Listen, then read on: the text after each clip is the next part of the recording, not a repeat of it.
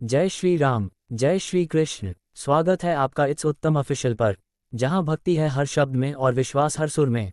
Video को subscribe, share और comment जरूर करें और एक बार बोलिए हर हर महादेव। जय श्री कृष्ण। भाइयों और बहनों, आज हम सुनने जा रहे हैं गोवर्धन पूजा की वह पावन कथा जो हमें सिखाती है कि सच्ची पूजा केवल देवताओं की आराधना नहीं, बल्कि प्रकृति, गाय, अन्न और जल का सम्मान भी है।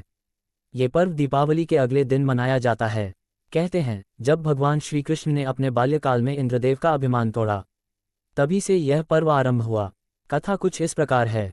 एक समय की बात है, गोकुल में जब श्री कृष्ण ने देखा कि सारे ब्रजवासी इंद्रदेव की पूजा की तैयारियों में लगे हैं, उन्होंने अपने पिता नंद बाबा से पूछा, पिताश्री, ये पूजा किसकी और क्यों की जा रही है? नंद बाबा ने कहा, बेटा, यह इंद्रदेव की पूजा है। वे हमें वर्षा देते हैं, जिससे हमारे खेत हरे भरे रहते हैं, इसलिए हम उनकी आराधना करते हैं। तब बालक श्री कृष्ण ने मुस्कराते हुए कहा, पिताश्री, वर्षा तो प्रकृति करती है और हमारी रक्षा करता है ये गोवर्धन पर्वत, जो हमें जल, फल फूल, पशु पक्षियों के लिए चारागाह और आश्रय देता है। इसलिए हमें पूजना चाहिए इस गोवर्धन पर्वत को। सभी ब्रजवासी श्री कृष्ण की वाणी से सहमत हुए। उन्होंने इस बार इंद्रदेव की जगह गोवर्धन पर्वत की पूजा करने का निश्चय किया। सभी ने मिलकर पर्वत के रूप में गोबर और अन्नकूट बनाया, विभिन्न पकवान तैयार किए और गायों का पूजन किया।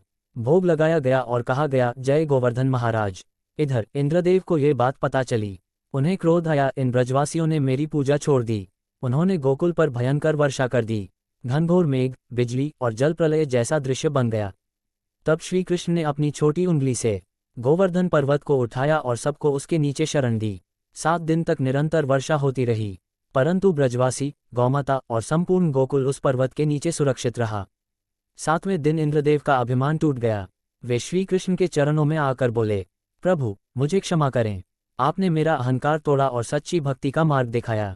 श्री कृष्ण मुस्कुराए और बोले, इंद्र, जब तक मनुष्य प्रकृति, अन्न और गौ सेवा का सम्मान करेगा, तब तक धरती पर सुख शांति बनी रहेगी।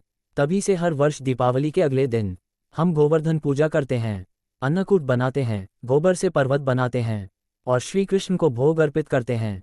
इस दिन सुबह जल्दी उठकर स्नान किया जाता है। घर और पूजा स्थल की सफाई होती है।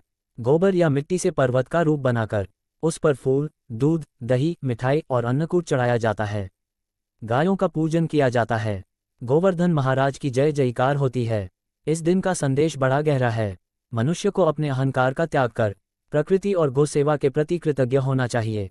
हम जो भी खाते पीते हैं, वह इसी धरती और वर्षा के कारण संभव है। इसलिए इस दिन हमें आभार व्यक्त करना चाहिए। इस दिन ये कार्य अवश्य करें, प्रभु श्री कृष्ण की आराधना, गौ सेवा, अन्नदान और दीपदान। और यह कार्य न करें, अन्न का अपमान, पशुओं को कष्ट या पूजा के समय मन की चंचलता। जब भी गोवर्धन पूजा आए, याद रखें, ये पर्व केवल पूजा नहीं, बल्कि प्रकृति के प्रति आभार का उत्सव है। समापन में बस यही कहना चाहूँगा, जिस घर में गोवर्धन पूजा श्रद्धा से की जाती है, वहाँ सदैव श्री कृष्ण की कृपा बनी रहती है। जय श्री कृष्ण। जय गोवर्धन महाराज। हर हर महादेव। श्री कृष्ण द्वारा गोवर्धन पर्वत उठाने की लीला के बाद पूरा ब्रज जैसे एक नए विश्वास से भर गया। 7 दिन तक पर्वत के नीचे रहकर भी न किसी के शरीर को ठंड लगी, न किसी का भोजन रुका, न किसी ने भय अनुभव किया। सबके हृदय में केवल एक ही नाम गूंज रहा था, श्री कृष्ण गोविंद हरे मुरारे। वर्षा थमने के बाद जब सब बाहर आए, आकाश निर्मल हो चुका था। इंद्रदेव स्वर्ग से उतरे, श्री कृष्ण के चरणों में झुके और बोले, प्रभु, मैंने अपने अभिमान में आकर ब्रज पर कष्ट डाला, परंतु आपने मुझे दया और ज्ञान दोनों दिए। मुझे क्षमा करें। श्री कृष्ण ने उन्हें क्षमा किया और कहा, इंद्र, जब भी देवता अपने अधिकार का अभिमान करने लगते हैं, तो संसार में असंतुलन उत्पन्न होता है। भक्ति का अर्थ केवल नमस्कार नहीं, बल्कि विनम्रता और सेवा है। अन्न, जल, गौ, पर्वत, वृक्ष, ये सब सजीव हैं। जो इनका आदर करता है, वही सच्चा भक्त कहलाता है। ये सुनकर इंद्र ने कहा, प्रभु, अब से मैं वर्षा करूंगा सेवा भाव से, न कि अहंकार से। तब श्री कृष्ण ने आशीर्वाद दिया, तुम्हारा कार्य सृष्टि के पालन हेतु है, इसलिए इसे प्रेम और करुणा से निभाओ। उसके बाद ब्रज में एक महान उत्सव मनाया गया, जिसे आज हम अन्नकूट महोत्सव के नाम से जानते हैं। ब्रज की स्त्रियां, बच्चे, ग्वाले और वृद्ध सभी ने मिलकर सैकड़ों प्रकार के व्यंजन बनाए। दूध, दही, मक्खन, मिश्री, लड्डू, पूरी, हलवा, चूरमा, सब्जियां, फल, सब पर्वत के रूप में सजाए गए। कथा में आता है कि जब भगवान श्री कृष्ण ने ये भोग देखा, तो उन्होंने कहा, अब गोवर्धन महाराज को यह अर्पित करो। सभी ने गोवर्धन पर्वत को प्रणाम किया। और कहा, जय गोवर्धन महाराज। तभी चमत्कार हुआ, वह पर्वत स्वयं भगवान का रूप धारण कर बोला, मैं गोवर्धन पर्वत बोल रहा हूँ। मैं उस श्रद्धा और प्रेम से प्रसन्न हूँ जिससे तुमने मुझे अन्नकूट अर्पित किया। फिर भगवान श्री कृष्ण ने कहा, आज से यह पर्व सदा मनाया जाएगा। जो मनुष्य गोवर्धन पूजा करेगा उसके घर में अन्न की कभी कमी नहीं होगी, उसके जीवन में श्री कृष्ण की कृपा बनी रहेगी। इसके बाद श्री कृष्ण ने ब्रजवासियों को शिक्षा दी, मनुष्य को कभी भी प्रकृति से अलग नहीं होना चाहिए। धरती, गाय, जल, अन्न और वायु, यही तो जीवन के आधार हैं। जो इनका आदर करता है वही सच्चा धर्मपालक है।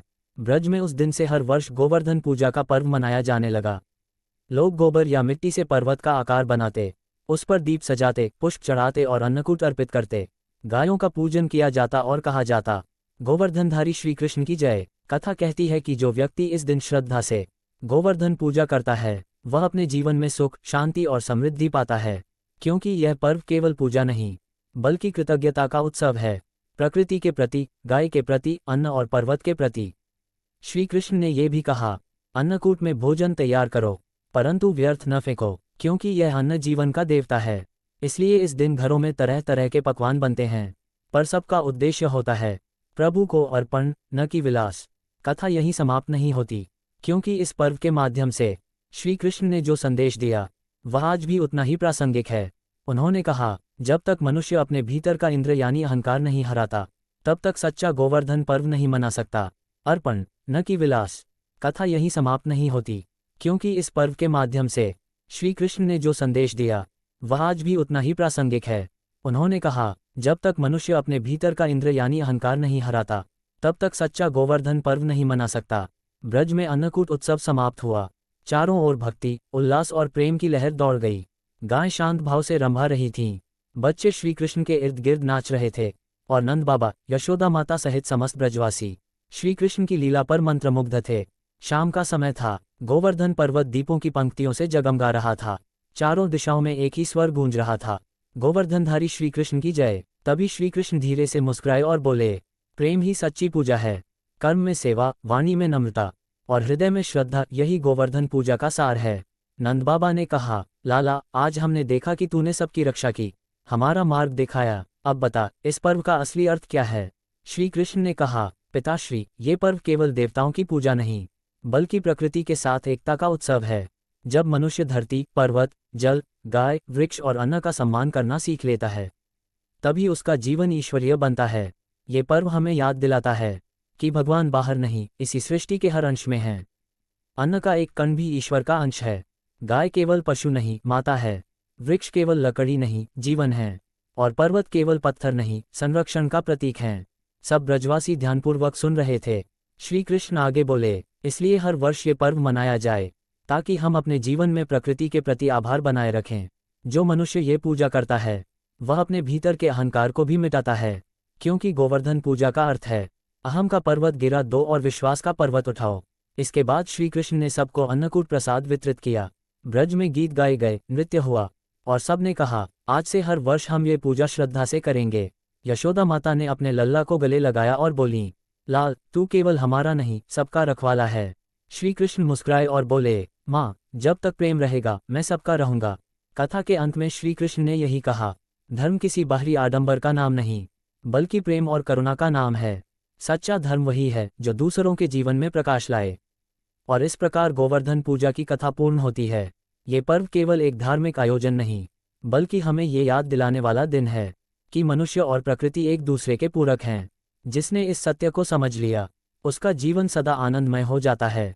समापन पर यही कहना उचित है, जो मनुष्य श्रद्धा और विनम्रता से गोवर्धन पूजा करता है उसके घर में अन्न, धन और सुख की वृद्धि होती है। उसके जीवन में संकट नहीं आते और भगवान श्री कृष्ण की कृपा सदैव बनी रहती है। जय गोवर्धन महाराज, जय श्री कृष्ण, हर हर महादेव।